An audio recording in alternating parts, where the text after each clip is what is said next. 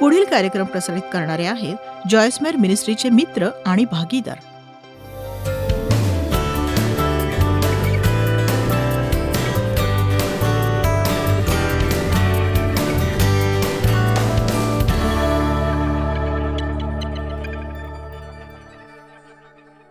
बघा, मी आत्म्याच्या फळाविषयी शिकवतेय. प्रीती, आनंद, शांती, सहनशीलता, ममता, चांगुलपण, विश्वासूपणा, सौम्यता, इंद्रिय दमन. आज मी ममता आणि चांगुलपणा यावर शिकवणार आहे. काहींच्या नात्यातच अवघड परिस्थिती आहे आणि मला चांगलंच माहिती आहे, पण मी तुम्हाला खरं सांगू का की कटुता आणि राग बाळगून खरंच काहीही फायदा होत नाही. उलट तुमच्या समस्या तुम्हाला कठोर हृदयी, वाईट आणि कटू बनवतील. तुम्ही काहीही करा, पण कुणालाही तुम्हाला कट्टू बनवू देऊ नका. मीही लहानपणी तशीच होते, कारण माझं शोषण झालं होतं. माझे वडील खरंच खूप वाईट होते. म्हणजे या सगळ्यातून हाच अर्थ नसतो, ते खरंच वाईट होते. आणि त्याच्या 18 वर्षांनंतर मी अतिशय कठोर हृदयी आणि वाईट होते. मी स्वतःला पुरवून घेतलं होतं. कसं वागावं हेच मला ठाऊक नव्हतं. माझ्यातून हे सगळं वाहू देण्याआधी मला परमेश्वराकडून स्वीकारावं कसं शिकावं लागलं. देवाला माझ्यावर प्रीती करू द्यावी लागली. माझ्यासोबत सहनशील, दयाळू आणि कृपाळू आणि चांगलं होऊ देण्यासाठी त्याला वेळ द्यावा लागला मला. आणि मी तुम्हाला प्रोत्साहित करते की तुमच्या जीवनात देवाचा चांगुलपणा प्रकट होण्यासाठी रोज अपेक्षा करा आणि ते तुमच्यातून वाहील हाही निश्चय करा. देवाकडून आलेली प्रत्येक गोष्ट ही तुमच्यासाठी आणि तुमच्याद्वारे हवी. तुमच्यासाठी आणि तुमच्याद्वारे. जर तुम्हाला पटलं असेल की तुमच्यासोबत राहणं सोपं व्हायला हवं, तर मग तुम्ही परमेश्वरासोबत तो एक प्रकल्पच का करत नाही की तुम्हाला ते आत्म्याचं फळ विकसित करायचं आहे आणि तुम्ही कठोर आणि निर्दयी बनू इच्छित नाही. प्रत्येक वेळी तुमच्या इच्छेनुसार झालं नाही की तुमच्यासोबत राहणं कठीण होऊन बसेल.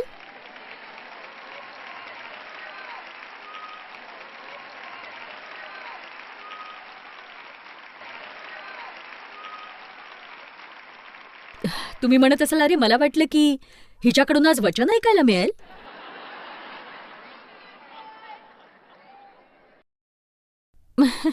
माझ्या समस्यांचं निवारण कसं करायचं याची अपेक्षा मी करत होते हिच्याकडून. मला वाटतं मी ते नक्कीच शिकवीन तुम्हाला. आमेन.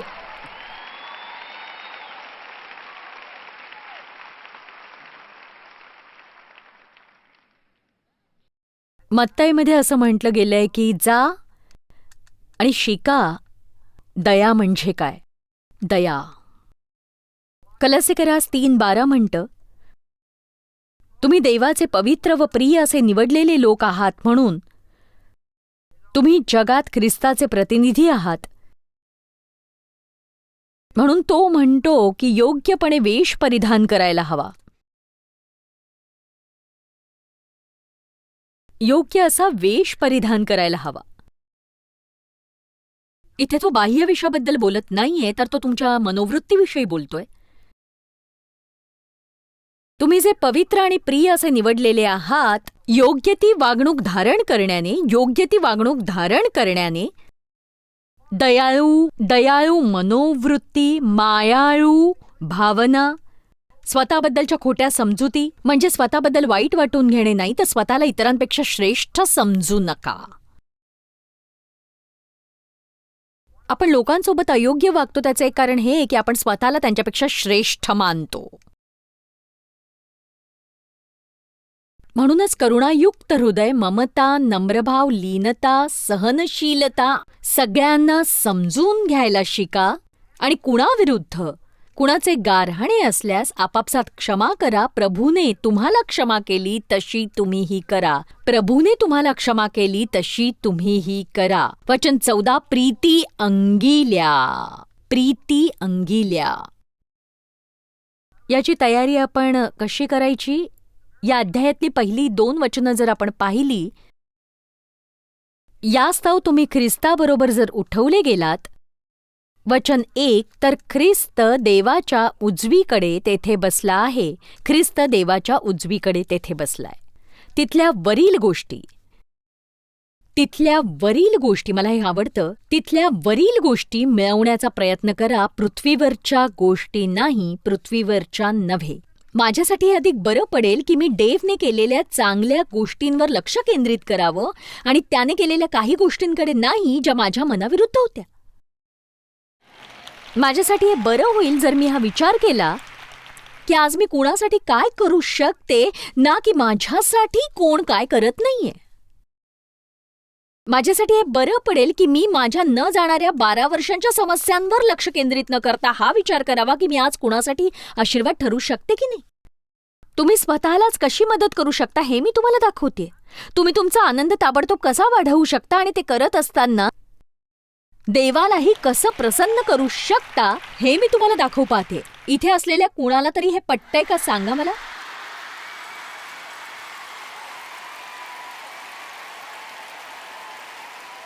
तुमचं मन केंद्रित करा, वरील गोष्टींवर तुमचं लक्ष केंद्रित करा. म्हणजे असं नाही की तुम्ही विचार करत बसायचा ढगांचा, देवदूतांचा, मोत्याच्या दरवाजांचा, सोनेरी रस्त्यांचा. बस झालं, अति आध्यात्मिक होऊ नका. तो केवळ म्हणतोय की देव जो विचार करेल तसा तुम्ही करा. देवासारखं चारित्र्य विकसित करण्यावर लक्ष केंद्रित करा, परमेश्वरात वाढा आणि जगात त्याचं प्रतिनिधित्व करा उत्तम पद्धतीने. केवळ तुमच्या गाडीवर एखादं बंपर स्टिकर लावून मग जगासारखे वागत फिरू नका तुम्ही.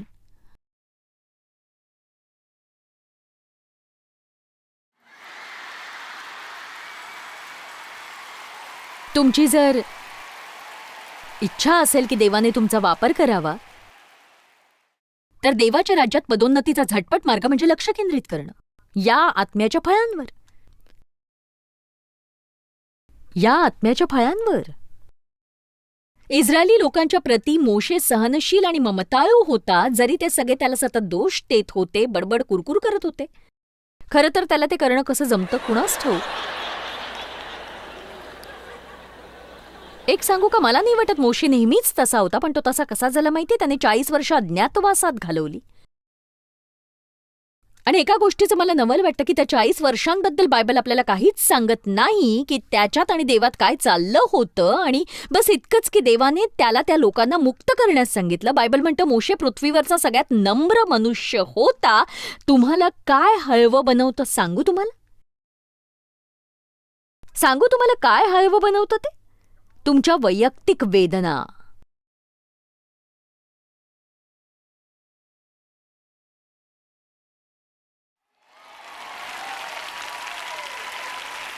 तुम्ही कुठल्या तरी भयानक आणि कठीण अशा परिस्थितीतून पार जाता की तुम्हाला ते असह्य होतं, आणि त्यातून बाहेर पडल्यावर तुम्ही अधिक हळवे बनता आणि तुम्ही सहज रडू शकाल. लवकर न दुखावण्याबद्दल तुम्ही दक्षता बाळगाल, तुम्ही लोकांना काय बोलाल याची दक्षता बाळगाल, आणि आपण लवकर विसरतो आणि पुन्हा निर्दयी बनतो. मग परमेश्वर आपल्याला आणखी एक डोस देईल. मोशेला त्या 40 वर्षात काय वाटलं मला माहीत नाही, पण मला हे नक्की माहितीये की तो अतिशय परिवर्तित झालेला असा माणूस होता जेव्हा तो परत आला. आणि बघा, जेव्हा मिरियम आणि अहरोनाने त्याचा न्याय केला, मिरियमला कुष्ठरोग झाला कारण ती त्याच्या विरोधात बोलली होती, तेव्हा मोशेने प्रार्थना करून देवाकडे विनंती केली त्यांच्या क्षमेसाठी, आणि त्यानं त्यांच्या कृत्याची शिक्षा देऊ नकोस असं सांगितलं. आपण बहुधा अशी व्यक्ती असू की देव धर त्यांना, त्यांची तीच लायकी आहे. बघा, आपण कधी कधी आतल्यात खरंच खूप खुश होतो जेव्हा आपल्यासोबत वाईट वागलेल्या लोकांचं वाईट होतं. त्या वाळवंटात मोशे बाबतीत जे झालं ते झालं, पण तिथून बाहेर पडल्यावर तो कुणालाही दुखावू इच्छित नव्हता. तो कुणाला दुखावलेलं पाहू शकत नव्हता. त्याला कुणालाही एकटं आणि दयनीय पाहण्याची इच्छा नव्हती. योसेफ असाच होता. आपण बायबलमधले जे महान स्त्री पुरुष पाहतो त्यांना हे विकसित करावं लागलं. रूथ आपल्या सासूच्या प्रती दयाळू होती. ती तिला सोडून आपल्या देशी परतू शकली असती आणि व्यवस्थित राहिली असती, पण ती म्हणाली, मी इथे तुझ्यासोबतच दारिद्र्यात राहीन, मी तुला एकटीला सोडणार नाही. अखेर रूथचा विवाह देशातल्या सगळ्यात श्रीमंत मनुष्याशी झाला. ख्रिस्त तिच्या रक्तात होता. देवाच्या लोकांसाठी मोशेने मुक्ती आणली. योसेफाला त्याच्या भावांनी गुलामीत विकलं, त्याच्याबद्दल खोटं बोलण्यात आलं, त्याच्याशी वाईट वागण्यात आलं, त्याला 13 वर्ष कैदेची शिक्षा झाली. त्याने न केलेल्या गोष्टीबद्दल कैदेत 13 वर्ष काय झालं माहीत नाही, पण मला इतकंच माहिती आहे की योसेफ जेव्हा बाहेर आला तेव्हा तो दयाळू होता, प्रेमळ होता, नम्र होता. त्याने आपलं उरलेलं जीवन लोकांच्या सेवेसाठी वापरलं आणि दुष्काळाच्या वेळी जेव्हा भाऊ त्याच्याशी नीट वागले नव्हते त्याने त्यांच्यासमोर येऊन नमन केलं आणि तो म्हणाला, माझ्या भावा, मी परमेश्वराच्या जागी आहे का? सूड घेणं माझं काम नाही. या, मी तुमची काळजी घेईन आणि आयुष्यभर तुमच्या सगळ्या गोष्टींची काळजी घेईन.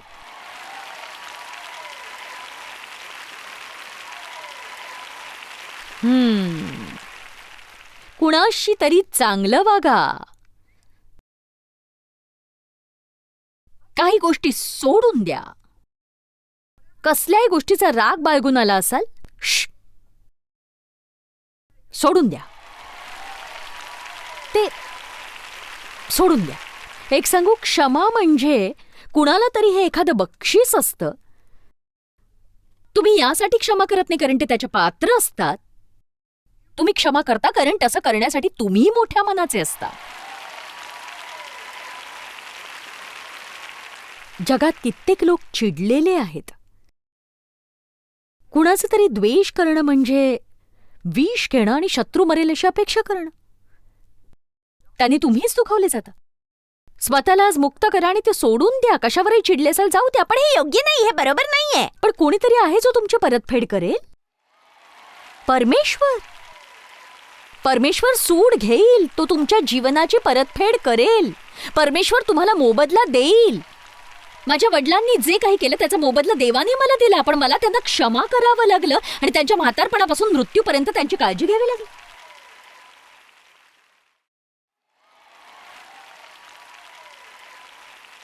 त्यामुळे त्यांनी ख्रिस्ताचा स्वीकार केला, त्यांचा बाप्तिस्मा झाला, ते आज स्वर्गात आहे, मला माहिती आहे. कुणाचा द्वेष करणं म्हणजे विजय नव्हे. कुणावर तरी चिडून राहणं हा विजय नव्हे.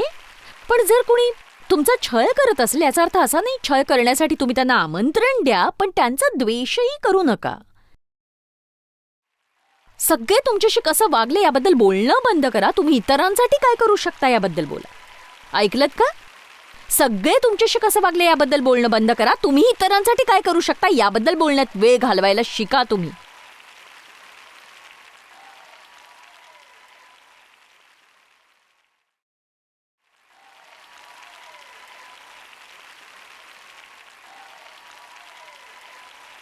आपण जगाला नुसतं बोलून नव्हे काहीतरी करून दाखवायला हवं. आता हे तुमच्यासाठी कठीण असणारच आहे, हे सोपं आहे असं मी मुळीच म्हणत नाहीये. तुम्हाला दुखावलेल्या व्यक्तीला क्षमा करण्याचा निर्णय घ्या. असं होईल ते समोर येतील, तुम्हाला त्यांना थोबाडीत माराविषयी वाटेल. पण एक सांगू का तुम्हाला की केवळ तुम्हाला वाटतं म्हणून तुम्ही वाईट व्यक्ती नाही. अयोग्य वाटत असतानाही योग्य तेच करण्यासाठी परमेश्वर तुम्हाला आमंत्रण देतोय. याच जागी पवित्र आत्म्याचं सामर्थ्य कार्य करतं. परमेश्वर आपल्याला सामर्थ्य देतो शत्रूंवर प्रीती करण्याचं, आपल्या दुखावलेल्यांसाठी प्रार्थना करण्याचं, पात्र नसलेल्या लोकांना आपल्या आयुष्यात पुन्हा स्वीकारण्याचंही. हे सांगतो तो आपल्याला. आपल्यासाठी काहीच न करणाऱ्या लोकांसाठी काहीतरी करायला सांगतो तो. तुम्हाला देवासारखं होता येतं. तुम्हाला देवासारखं वागता येतं. तुम्हाला अगदीच साधारण तारण न झालेल्या अशा व्यक्तीसारखं वागायची गरज नाही. सैतानासारखं वागू नका, तर देवासारखं वागा ना तुम्ही.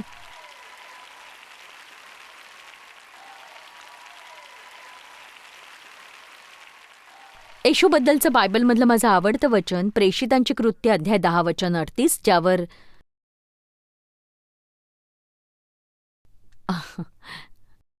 आपण नजर टाकूया. मला ते आवडतं खूप.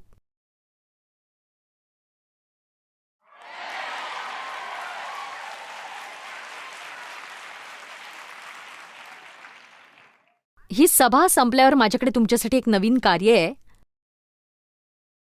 हे वचन पाहूया आपण.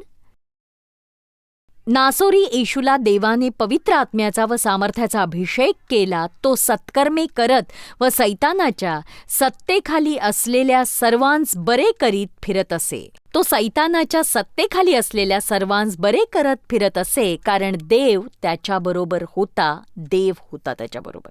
मला या वचनात काय आवडतं सांगू का? येशू रोज उठून चांगलं तेच करत फिरत होता. आपण सगळे रोज सकाळी उठतो आणि काम करतो. आपण ख्रिस्ती जीवन अति गुंतवत जातो आणि आपण इतकं धार्मिक होण्याचा प्रयत्न करत असतो की त्यात आपण आपली धार्मिकता गमावतो. बघा, तुम्ही चर्चच्या कामात इतके व्यस्त असाल की परमेश्वराचं ऐकायला तुम्हाला वेळच नसतो. ऐकलत ना माझं?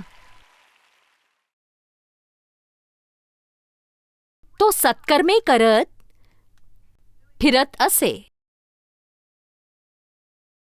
सत्कर्मी. कुणाशी तरी चांगलं वागा, दया करा, पात्र नसलेल्या लोकांना क्षमा करा. द्वेष करत राग धरून तुमचं आयुष्य वाया घालवू नका. तुमचा अपमान करण्याआधीच तुम्ही त्या व्यक्तीला क्षमा करू शकता. नक्कीच. तो तुमचा अपमान करण्याच्या प्रक्रियेत असतानाच तुम्ही निश्चय करू शकता की मी तुला क्षमा करणार आहे. प्रीती सर्वोत्तमावरच विश्वास ठेवते. बहुधा तुम्हाला दुखावण्याचा त्यांचा हेतू नसेल. रोमकरास 12वा अध्याय पाहूया. तुम्ही ठीक आहात ना?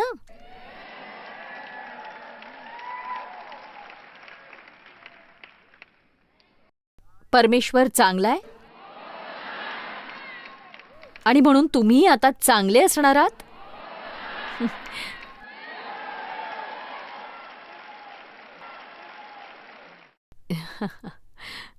इथून बाहेर पडून कुणासाठी तरी तुम्ही चांगलं ठरणार म्हणून तुम्ही उत्साही नाही. मला तर असं वागण्यासाठी वाट बघवत नाही, माहितीये. ओ वचन 17.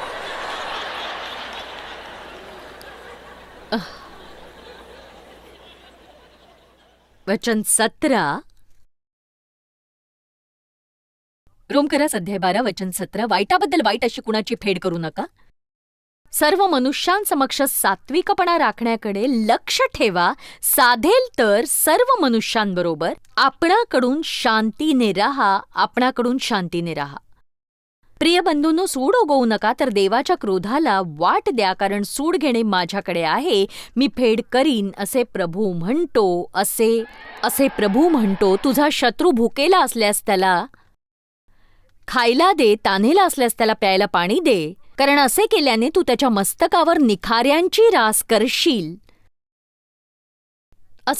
असं समजू नका. हो, त्यांना अडकवण्याचा मार्ग असेल हे मला माहीत होतं. याचा अभ्यास केल्यावर ते निखार म्हणजे प्रीती. आणि इथे आहे की बायबलमधलं सगळ्यात मोठं रहस्य 21व्या वचनाने तुमचं आयुष्यच बदलून जाईल. वाईटाने जिंकले जाऊ नका, तर बऱ्याने वाईटाला जिंका.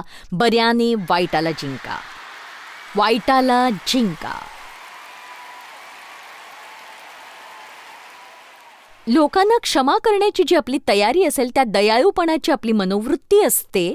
आपण त्यांच्याप्रती कठोर होत नाही आणि त्यांच्या जीवनात आशीर्वाद ठरण्यासाठी आपली कृती म्हणजे चांगुलपणा होय. तोच चांगुलपणा होय. गलातीकरास अध्याय 6 वचन 10. माझ्यासाठी हे जीवन परिवर्तित करणारं वचन होतं. मी तुम्हाला हे सांगून संपवतेय.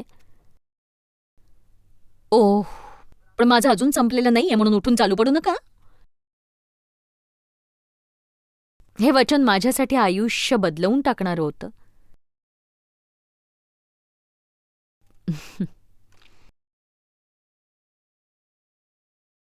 तर मग आपणाला प्रसंग आहे त्याप्रमाणे आपण सर्वांचे व विशेषतः विश्वासबंधूंचे बरे करावे. बघा, कुणाशी तरी चांगलं वागण्याची आपल्याला अनेक संधी मिळतात, पण आपण त्या चुकवतो. कारण त्याला कष्ट घ्यावे लागतात, थोडा त्याग करावा लागतो. मग आपण खूपच व्यस्त असतो, आपल्याकडे वेळ नसतो, किंवा ते काय बोलतात त्याकडे आपलं लक्षही नसतं. म्हणून जेव्हा प्रसंग किंवा संधी समोर येते, आपण सगळ्यांच्या प्रती चांगले वागू, केवळ त्यांच्या भल्यासाठी किंवा फायद्यासाठी नव्हे, तर त्यांच्या आध्यात्मिक भल्यासाठी आणि फायद्यासाठीही. आणि हे बघा, हे लक्षात घ्या, मला हे आवडतं. लक्ष द्या किंवा हेतुपूर्वक त्याकडे लक्ष ठेवा किंवा हेतुपूर्वक त्याकडे लक्ष ठेवा. आशीर्वादित ठरण्यासाठी लक्ष द्या, विशेषतः विश्वासणाऱ्यांकरिता, ते जे तुमच्यासोबत देवाच्या कुटुंबातले आहेत. देवाच्या कुटुंबातले. आता बघा, याने तुमचं आयुष्य नक्कीच बदलेल. तुमचं लक्ष, तुमचा दृष्टिकोन, तुमची नजर, तुमचं व्यक्तिमत्व बदलेल. जर तुम्ही आज हे म्हणालात आणि बाहेर पडाल, देवा मला बदलायचंय, तू माझा उपयोग करून घ्यावास असं मला वाटतं, माझ्या जीवनात आत्म्याचं फळ विकसित व्हावं, मला जाईन तिथे लोकांशी चांगलंच वागायचंय. आणि जेव्हा 2-3 लोकांशी चांगलं वागूनही तुम्हाला मोबदला मिळाल्यासारखं वाटत नाही, तेव्हा सैतान म्हणेल, पण माझं काय, माझ्यासाठी कधी कोणी करणार आहे की नाही काही? माझ्यासाठी कधी कोणी काही करणार आहे का? अशाच वेळी तुम्ही म्हणायला हवं, परमेश्वर माझी काळजी घेईल. सत्कर्म करण्यात थकू नका, कारण हार न मानल्यास तुम्हाला योग्य हंगामात पीक मिळेल. त्याच्याकडे धाव घेणाऱ्याला तो प्रतिफळ देणारा असतो. मला तुम्हाला प्रोत्साहन द्यायचे की लोकांचं ऐकायला लागा. लोक तुम्हाला नेहमी सांगतात की त्यांना काय हवंय, त्यांच्या गरजा काय, त्यांना कशाने आनंद मिळतो. ते सतत सांगतात, पण आपण स्वतःतच इतकी गुंतलेली असतो की आपण ते ऐकतच नाही. पण त्यांची गरज भागवायची योजना करा. तुम्हाला ज्या गोष्टी अगदी सहज करता येतील त्या देवाला करायला सांगू नका, कारण तुम्हाला त्या करायच्या नाहीयेत. अरे बघ ना देवा, त्यांची गरज तू भागवू शकशील का? तुम्हीच काही पैसे काढून ती गोष्ट त्यांना आणून दिलीत तर सांगा. किती जणांना पटतंय हे सगळं? आपण प्रार्थना करून देवाला त्या गोष्टी करायला सांगतो ज्या आपण सहज करू शकतो, पण आपली इच्छाच नसते. एक सांगू का, मी बराच काळ एक योग्य ख्रिस्ती व्यक्ती होण्याच्या प्रयत्नात आहे. 33 वर्ष. 33 वर्ष मी देवाच्या वचनाचा गंभीरतेने अभ्यास करत आले आणि मी 33 वर्ष त्याचं वचन शिकवतेय आणि मी स्वतःला आनंदी ठेवण्याचे सगळे प्रयत्न केले, पण याच गोष्टीने मला फायदा होतो आणि याच गोष्टीचा मला फायदा झालाय.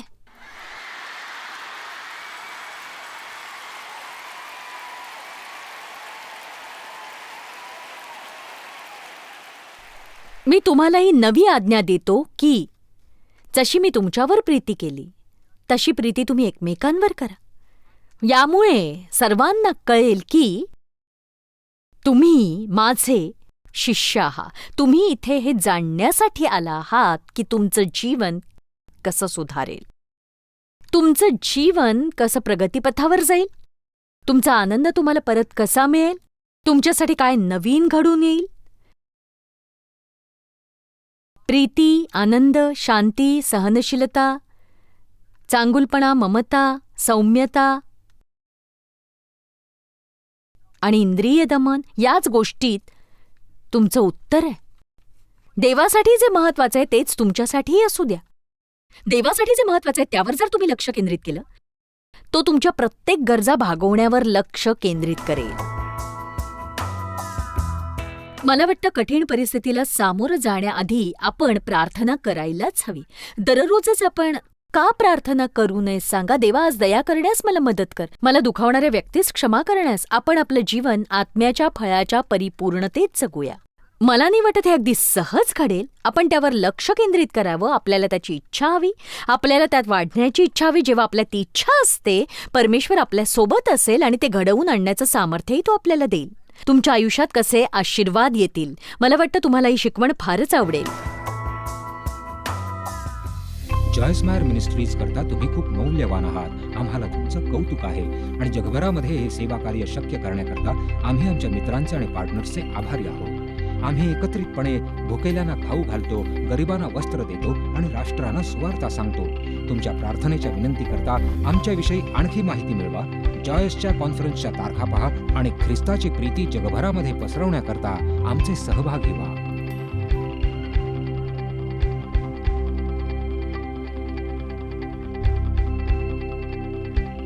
याचा सर्व खर्च जॉयस्मॅर मिनिस्ट्रीचे मित्र आणि भागीदार करत आहेत.